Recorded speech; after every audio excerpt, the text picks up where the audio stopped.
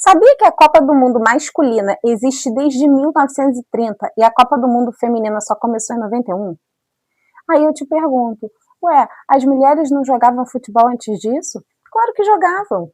Então por que a Copa demorou 61 anos para existir? A resposta tem muita luta, preconceito, pessoas que nunca desistiram. E eu tenho certeza que você, quando acabar de assistir esse vídeo, vai olhar para a Copa de 2027 com outros olhos.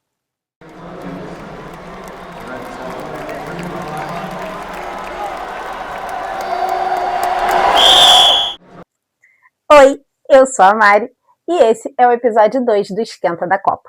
A cada 5 dias a gente está caminhando junto até a Copa do Mundo Feminina de 2027, que vai ser realizada aqui no Brasil. E no episódio passado eu expliquei por que eu resolvi criar essa série. Hoje a gente vai descobrir como que tudo começou. Ainda existe quem acredita que futebol feminino é um esporte novo. Mas isso não é verdade. Existem registros de mulheres jogando futebol desde o final do século XIX. Muito antes de existir uma Copa do Mundo, muito antes de existir uma seleção brasileira feminina, muito antes de a FIFA enxergar o futebol feminino e pensar em organizar qualquer torneio.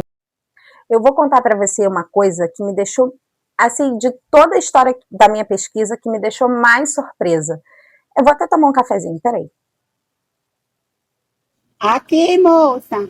Gente, 1920 foi um ano em que um jogo de futebol feminino lá na Inglaterra levou cerca de 53 mil pessoas a um estádio para assistir a partida. Você tem noção que foram 53 mil pessoas? Isso mesmo. Gente, e não foi só o público dentro do estádio. Do lado de fora ficaram milhares de pessoas que não conseguiram entrar. Aí eu te pergunto, não existia Copa do Mundo Feminina de futebol antes porque ninguém gostava de futebol feminino? Claro que não, né? A história mostra exatamente o contrário. Mas, infelizmente, nem todo mundo via o futebol feminino dessa forma, né? Durante muitos anos, muita gente dizia que o esporte era para homens. E aqui no Brasil aconteceu uma coisa que hoje parece inacreditável.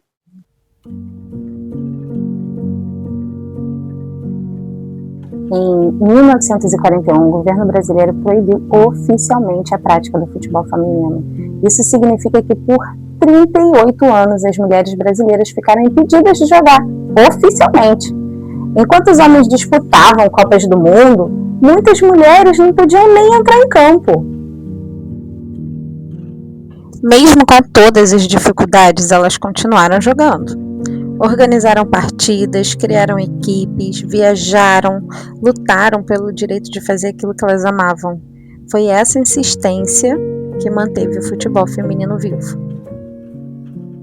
Antes da FIFA criar uma Copa do Mundo oficial, já existiam alguns torneios internacionais.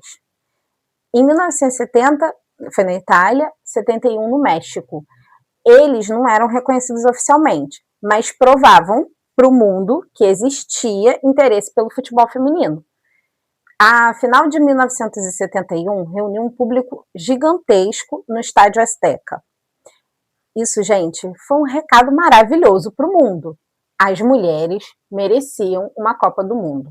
Depois da gente ter que passar por isso e de ter que fazer torneios não oficiais, para a gente conseguir, na marra, fazer a FIFA entender que o futebol feminino era importante. Na década de 1980, a FIFA percebeu que o futebol feminino estava crescendo. E aí, em 1988, organizou um torneio experimental lá na China. O sucesso foi tão grande que a decisão foi tomada. Finalmente existiria uma Copa do Mundo Feminina de Futebol. O ano é 1991 e o nosso sonho finalmente vira realidade.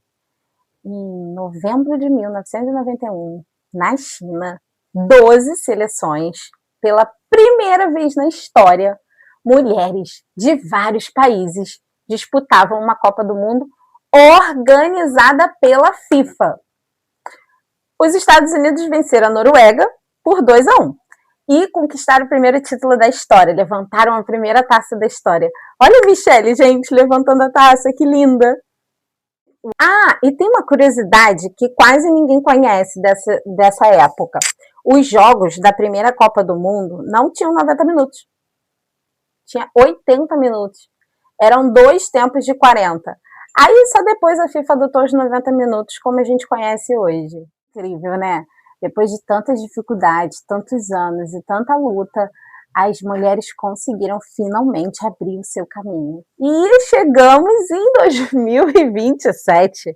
Pela primeira vez, o Brasil vai receber a Copa do Mundo Feminina.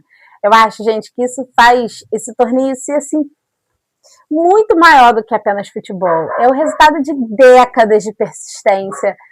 É o espaço das mulheres. É o espaço dessas mulheres. É o espaço de crianças, meninas, que vão ter o prazer de assistir a primeira Copa do Mundo no país delas. E é a primeira Copa do Mundo feminina. Cara, deve ser melhor ainda só a gente levantando a taça, né? Na minha opinião, conhecer essa história muda completamente a forma como a gente vai enxergar a Copa de 2027, né? Não é mais um campeonato, não é apenas mais um campeonato, é a continuação de uma luta que começou muito antes da gente nascer. E a gente não faz ideia. E eu espero que essa Copa ela inspire milhares de meninas a acreditar que também podem chegar lá.